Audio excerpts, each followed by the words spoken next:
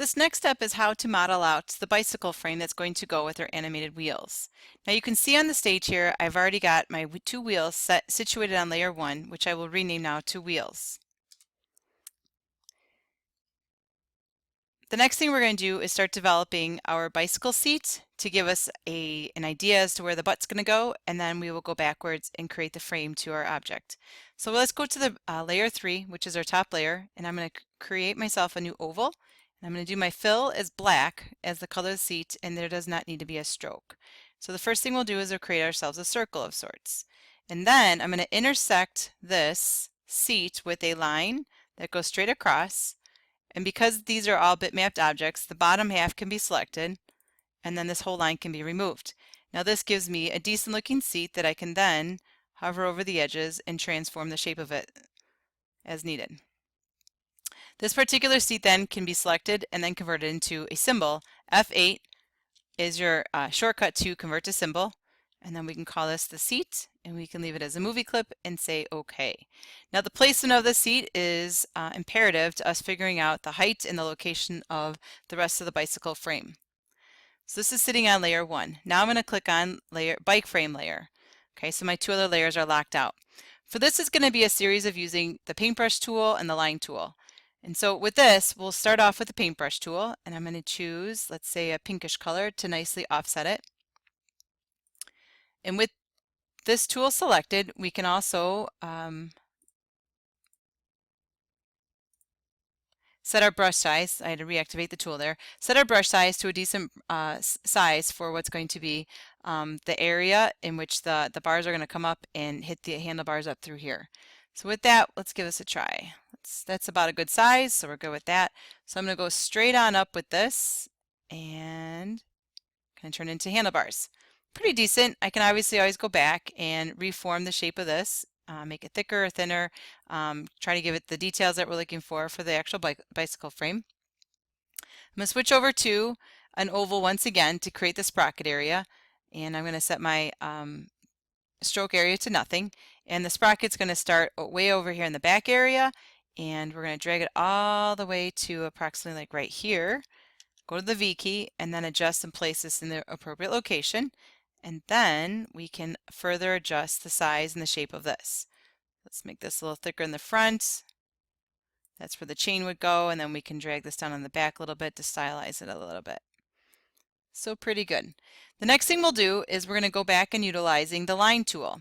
Now the line tool, once again, I'm going to choose the same color. I'm choosing this because this actually gives me straight lines at the 45 and 100 degree angle. Okay, so with that, we can kind of take this and go straight up. Actually, let me go back to the paintbrush tool, and we're going to create a situation. Let me move the seat up a little bit, actually. I feel like the seat is a little too close to the wheels, which is never good on the knees, right? All right, let's go back to the brush tool. And with this, we can kind of create the bar that connects the sprocket area to this, as well as another one that's a little bit more jazzier that goes straight on up into the seat area, and then one that connects this bar to this bar up here. All right, so that's looking pretty good. Next thing we'll do is create ourselves a line. As mentioned before, the line can be perfectly straight and go out at the right angle that we're looking for it to go at. And it connects, it wants to snap as best as it can. And then we can also hold the shift key when creating the back side of our ledge here, so we can put packages on there as needed, of course. And then we'll connect this one to the back side there, and that will hold the back side of our packages. Lastly, we can stylize it utilizing our brush tool or a paintbrush tool, either one. And with this, let's make sure our stroke is nice and small. We've got a solid line. Let's see what our brush looks like. So it's pretty good. Let me undo that. See which one I like better. I think I'm going to like this brush better. So I'm going to go back to the brush tool and decrease the size just a smidge. I'll go down to 7. And you can see that I'm going to modify my actual brush into something a little bit more artistic. And with that, we can start to create the line that goes over Now mind you, I'm using a mouse, so it's a little less sturdy.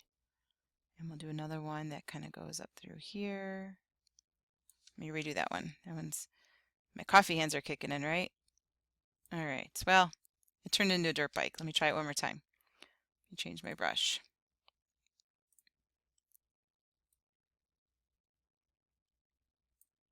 All right, close enough, right? So we can pull this down a little bit if we so desired. Oops, I did not want to do that. Okay. Oh boy, one more time because of, why not?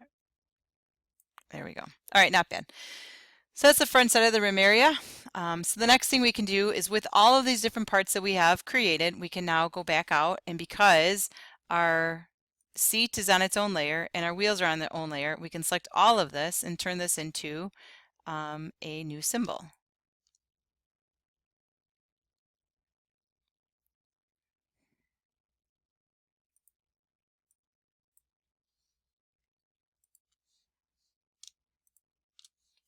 Go to modify, convert to symbol, which is the F8 key, and then we can do bike frame. And we'll switch this over to a graphic. Choose OK. All right, so let's delete that off of that layer, make sure that our seat is locked out, and then we can go back to our library and add our bike frame in from over there. And now it's on its own layer as needed. Not bad. All right, so that's how we go about creating a bike frame. So if we were to play this out now, we can go to Control, Test Movie, and we would see that the wheels are actually moving. The next step we're going to do is actually create the pedals that go around. So that way when the person's pedaling, you'll see it go around. So this is going to be a matter of us creating shapes out here that's the appropriate size, and then we will convert them into a symbol. So with that, I'm going to create a pedal that is utilizing the same color as our bike frame. I'm sorry, the tire, so it contrasts a little bit against the pink. So there's our blue color. And so with that, let me insert, actually we're okay on this layer. So I'm going to create it approximately right around here. And you're not going to see it back there because of the symbol ordering. That's okay. We'll fix that in just a moment. Let's create this to a size 7 so it's a little thicker. And we will also create ourselves, let's convert this into a symbol now. So we got the whole thing selected, go to modify, convert to symbol, and this is going to be the arm as a graphic. There she is, there it is. And then we can also create ourselves the pedal, which we'll use the line tool for that. We'll make it black, and we're also going to increase the size of it to something much larger. Yes, like that. Let's go down to 15 though, ish. All right, and from here we'll go like this. And then we'll convert that into a symbol. Modify, convert to symbol, and we'll do the pedal. All right, next thing we want to do is actually have this animating around. So let's go to Insert, New Symbol. We're going to leave this particular window right here. So we're going to do Animate Arm. Animate Arm.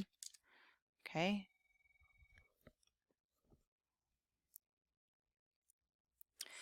So in creating this animated arm, we're actually going to insert a few different items.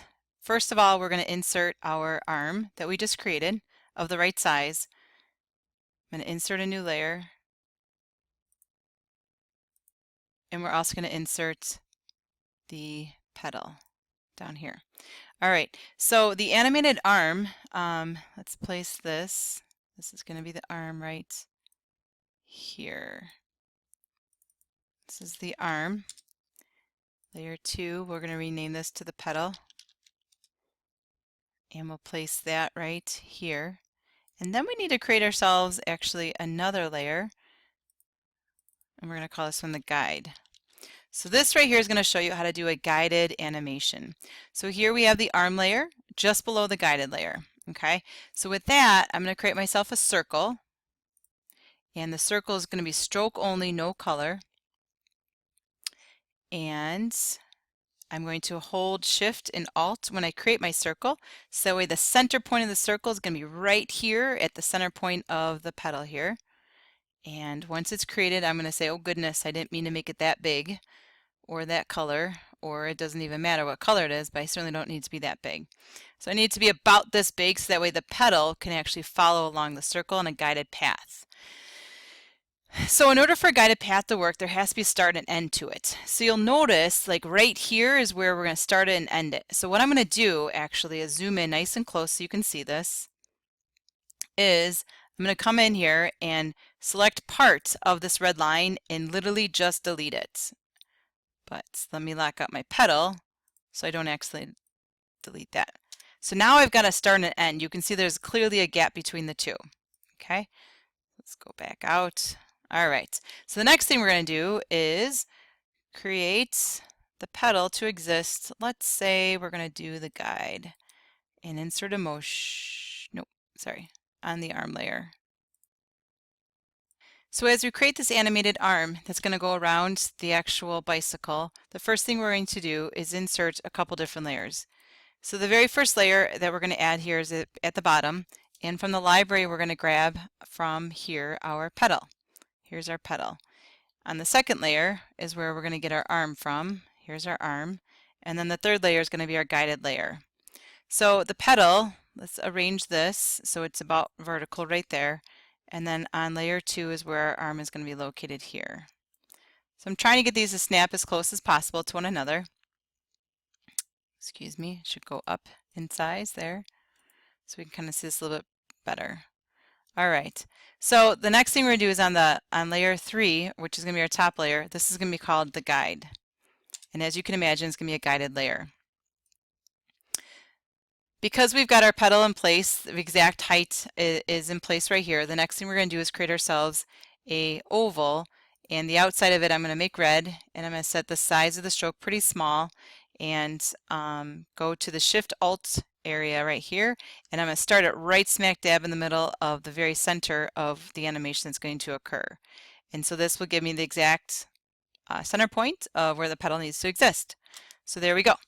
The next thing we're going to do is, in order for a guided layer to exist, what we have to do is actually get rid of a portion of our, let me lock these two layers out, a portion of our guided layer, so that way there's a hole in there. So by getting rid of a small sector of it, it's going to create us a hole. The next thing we're going to do then is extend our guide to exist until frame 60. Now this is the duration of our wheel spin, was 60 frames in order for them to go all the way around. So we're going to repeat the same thing so that way when a person kicks their foot around one time, it's going to revolve the same duration of the wheels. So in order for us to extend this guide the whole duration, we can insert a frame. That's an F5 key. So now we see that this exists. The next thing we're going to do is on the next one for the arm and for the petal. Let's see, this is the arm. Yeah, that's the arm. So actually the arm, I'm going to rename this to arm, and I'll rename the bottom one to petal. P-E-D-D-L-E. The petal is the one that actually needs to follow the guide, so I've moved it up a layer and put the arm at the bottom there. A couple things about the arm. First of all is when you select it, you'll notice that the center point or the rotational area of it, of the arm, is right here at the very top. Okay, so we need this to move up into, oops.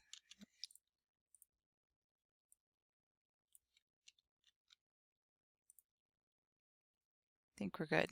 So let's right click and choose Create Classic Tween and go to the very end. You'll see I'm stippled because I've not completed it correctly, and press the F6 key at the end, and this will extend it all the way down to the end.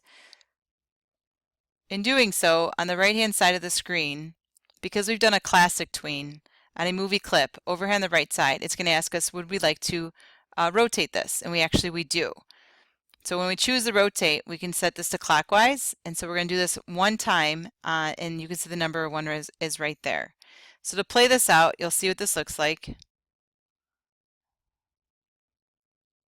when I go to publish it. Sorry. Scale 1. The other thing I would like to point out is that by default, this animation gets set to classic ease, and actually want to make sure that we set to no ease. A classic ease suggests that there's going to be some sort of duration of modification inside of here.